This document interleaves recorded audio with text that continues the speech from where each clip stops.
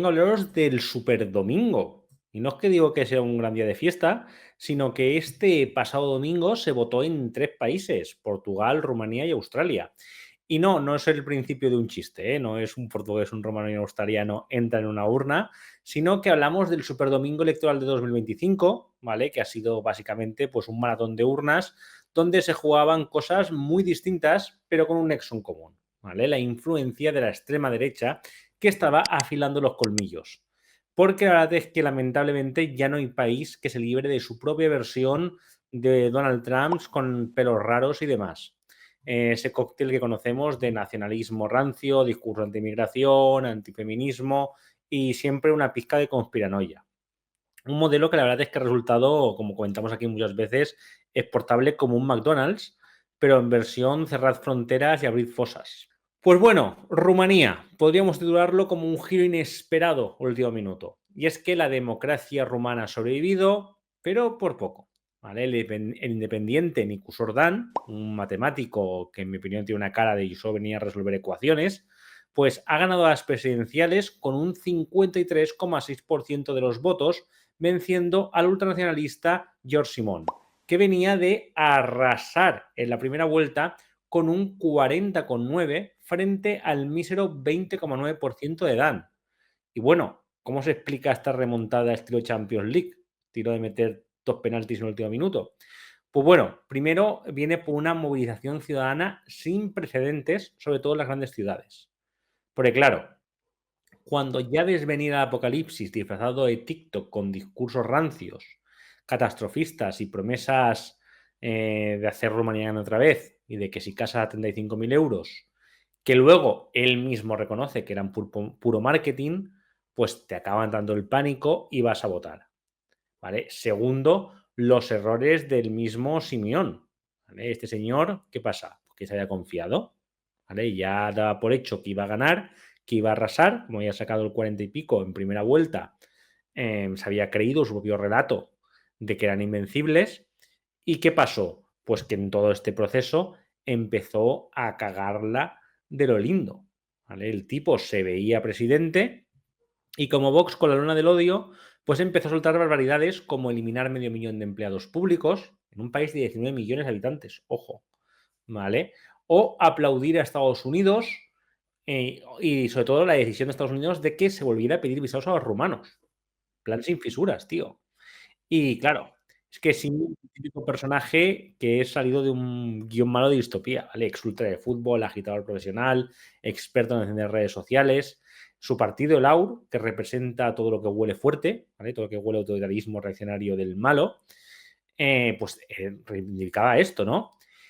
La economía en Rumanía está al borde del colapso y los partidos tradicionales son poco más que zombies políticos. Es decir, si no se abordan las causas estructurales que hacen crecer a la extrema derecha, generalmente es una pérdida de calidad de las condiciones materiales y que explican por qué hay una rabia social, una rabia contra la desigualdad, contra la corrupción, contra la marginación del mundo rural, el próximo Simeón podría no equivocarse tanto creyéndose ya presidente.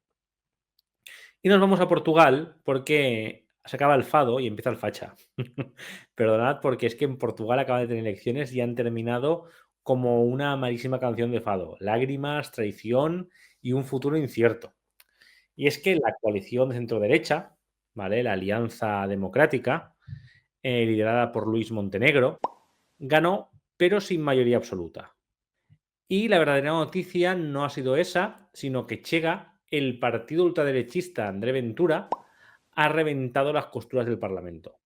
Literalmente ha igualado en escaños al Partido Socialista. Ojo, ¿eh?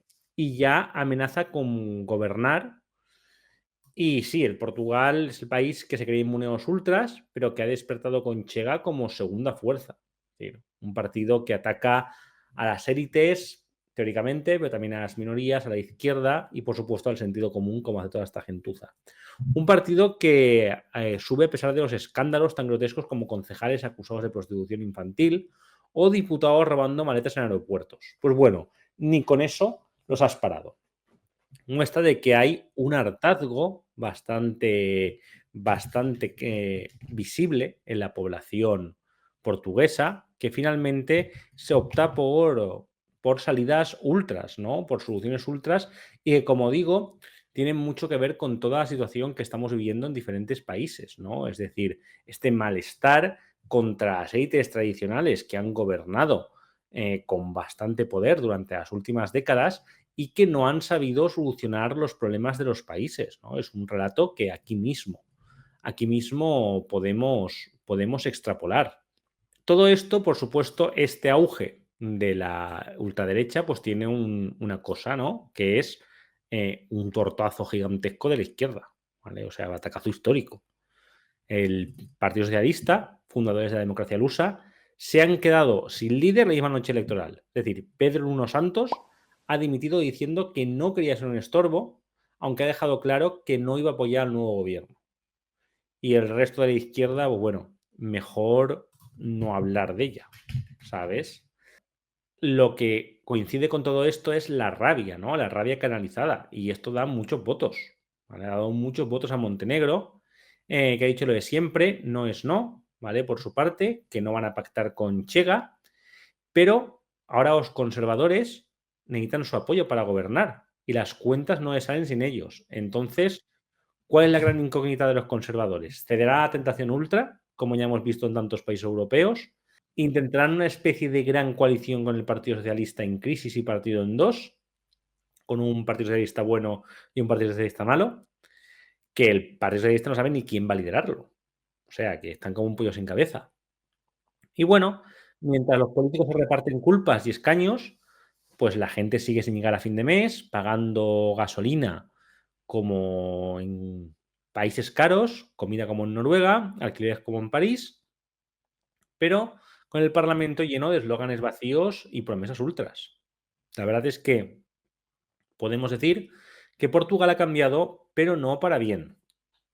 Y ya una vez dicho esto, nos pasamos a Australia, porque ha vencido a la izquierda y gracias a Donald Trump. Ojo, porque mientras la ultraderecha avanza en Europa, en Australia el panorama ha sido muy, muy diferente. ¿Y por qué os digo esto? Pues os lo digo porque allí, aunque no gobierna el trumpismo, ¿no? Ni el trumpismo tiene mucho que decir allí, ha sido uno de los grandes protagonistas de la noche electoral. ¿Por qué? Pues bueno, allí, como en tantos otros sitios, ¿vale? Como en tantos países, pues el trumpismo se creía que estaba de moda, ¿no? Como en 2016, 2017, que si tú decías que eras el Trump tailandés, pues tenías un montón de votos, ¿no? Tuvimos a Bolsonaro, el Trump brasileño, tuvimos, etcétera, etcétera, ¿no? El ejército de Trumps de no sé qué. Pero ahora el trumpismo ya no está tan de moda, lamentablemente, para ellos. Ahora la verdad es que la gente ya está un pelín cansadilla. Y esto es un poco lo que ha pasado en Australia, donde, gracias a lo que ha hecho Donald Trump, pues el panorama ha sido bastante diferente a lo esperado, ¿vale? Y muy diferente a otros países. Y es que, primero, en primer lugar, en las pasadas elecciones del 3 de mayo, ¿vale? En los domingos anteriores, el Partido Laborista, liderado por Anthony Albanese, o Albo, como le dicen con cariño por allí, arrasó. O sea, no es que ganase, ¿vale? Es que ha arrasado. Se ha llevado hasta los asientos acolchados del Parlamento. Mientras la derecha se preguntaba si los boomerangs también sirven para recuperar los escañitos, ¿vale? Es decir, con más del 70% escrutado, los laboristas se aseguraban 83 escaños y las proyecciones les daban 86 en una Cámara de 150. Traducción, mayoría absoluta, sin despeinarse. De hecho, la coalición conservadora liberal nacional, por su parte, ha pasado de 58 escaños a apenas 41 escaños. Y el pobre Peter Dutton, el líder opositor, se ha quedado sin escaños después de 24 años en el Parlamento. Ojo, los de las paguitas. ¿Y qué ha pasado? ¿Que lo han castigado por copiar demasiado a Trump? Pues sí. Esa ha sido literalmente la historia de la campaña de Dutton. Este tío apostó por un giro a la derecha maga. Mano dura, xenofobia light, guiños a la guerra cultural, que si que buen plan el de los aranceles, y ha acabado estampado contra la pared. Ha acabado estampado con todo el equipo, porque claro, ese señor se sumó a la campaña antes de saber lo mal que le iba a salir a Trump. De hecho, él se cultivó la imagen del Trump australiano. Y claro, como a Trump le salió todo tan mal, pues a los votantes no les ha gustado ni un pelo, ¿vale? Ni un pelo, Y yo que me alegro. ¿vale?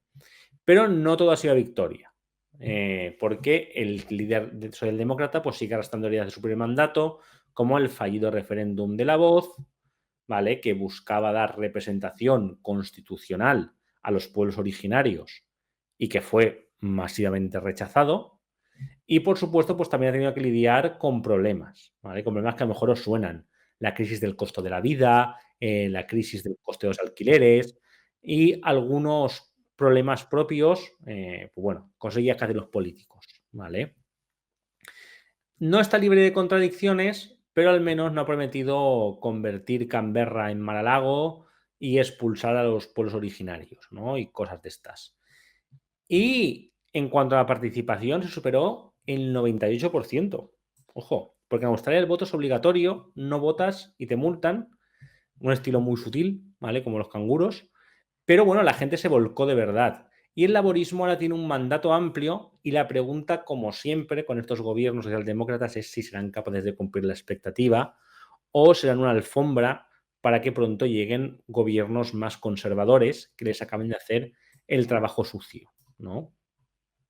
Una vez dicho esto sobre Australia, también quería comentar, por cierto, que del Superdomingo, aunque estos países eran donde se hacían las elecciones más grandes, también tenemos que comentar lo que ha pasado en Polonia, porque hace apenas unas semanas también se midió el pulso a la ultraderecha.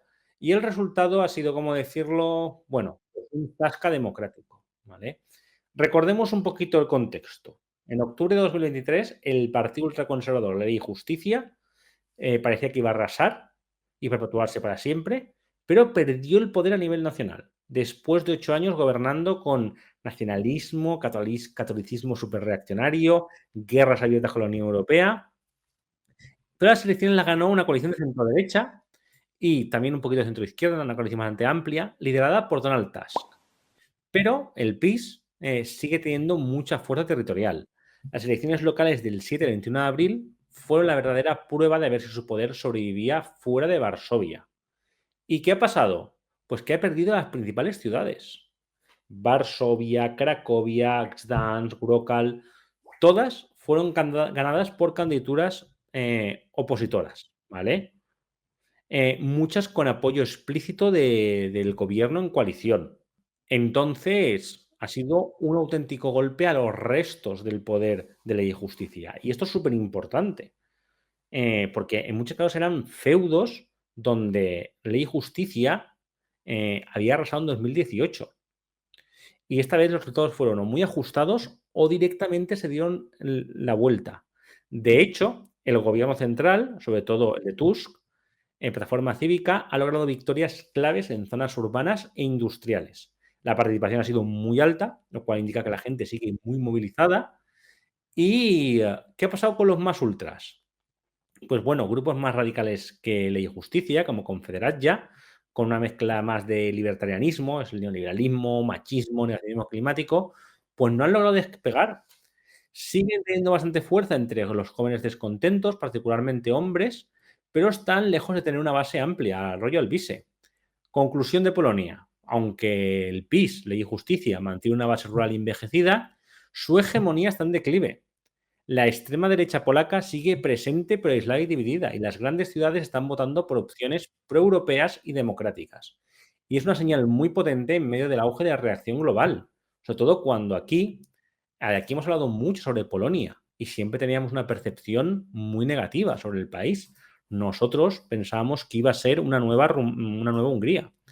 Y la verdad es que gracias a esta inesperada derrota y a que el Ley y Justicia, y esto es muy importante, jamás pudo asentar su poder, porque esto es clave. Es decir, le faltó por tomar el control de muchos organismos que no podía tomar porque no tenía la mayoría para cambiar la Constitución. Si la Constitución lo hubiese cambiado a lo como pasó en Hungría, posiblemente hoy no estaríamos hablando de su derrota, ya que habría cambiado las reglas básicas con las que se decide el juego, ¿no? Y una vez cambias eso, pues poquito hay más que hacer con estas ultraderechas, ¿no? Una vez consiguen hacer como ha hecho Orbán, pues lo tienen mal, mal.